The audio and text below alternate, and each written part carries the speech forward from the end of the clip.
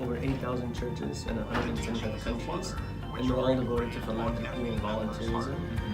So in whatever way it may be, it's disaster relief, flood relief, delivering food to homeless. We had winter essentials drives, partnered with Primary Children's Hospital.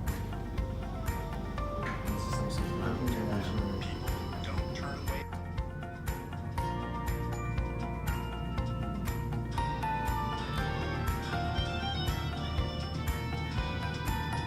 Here's the municipal office itself. It's really sad. It's in the springtime. It's the time of the Passover nights when Jesus gave. That's a good, gave blood. Yeah, exactly. Especially his blood was good on the wine. So he gave his flesh and blood for our spiritual life. He gave our blood for physical life. Impressive organization. You've done so much around the world, and we're lucky that you're doing stuff here in Utah too. It really makes a difference to people who need the help. There are people who are suffering in our community, and sometimes, we see the suffering around the world, and you are there helping people from around the world.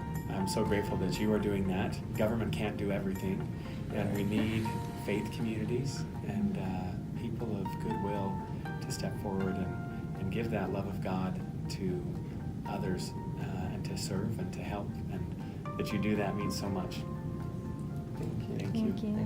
I think the points that you're making to the UN are important in the developing world, and they're important in Salt Lake. Access to quality education, access to equal opportunity in the workplace is so important. I'll speak on behalf of the community. Thank you. And there are people who may not even know that you did it, or that the food on their table came from your food drive, or the clothes that they're wearing came from you, but it matters to people and they need help. And to know that there are people in our community who care and are giving is so important. Thank you. The words that you spoke about our members, can we use it like on an intro video or something? Whatever you want. Yeah. Thank you. I meant it. Appreciate it. Thank you very much. Yes.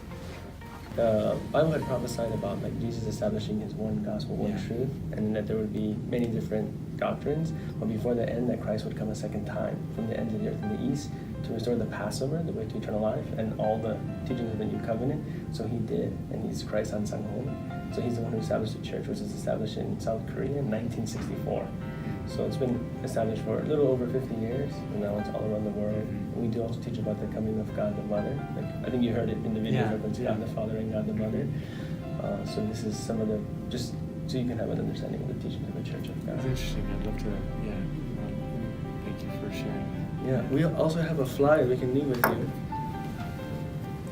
And this is Reader's Digest version of all the videos. We'll show you from here. It's impressive how big it's grown in just 50 years, too. Thanks to God. So here it mentions about the Queens Award, President's Award, invited to the UN, presidential awards from 3 Korean governments, and then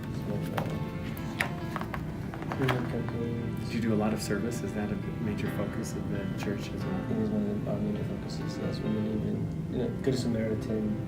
He sacrificed himself to help the person in need, and Jesus said, "Go and do likewise." So we call it our Good Samaritan movement. So usually, at least once a month, we'll do some type of volunteer service event. So these are not really planned because it's just natural disasters, right? Yeah, right. When they strike, we go.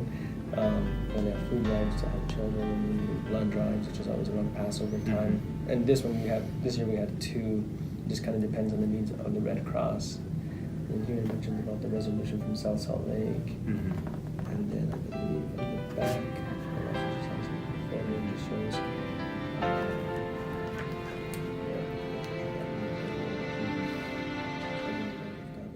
gives hope to people suffering from this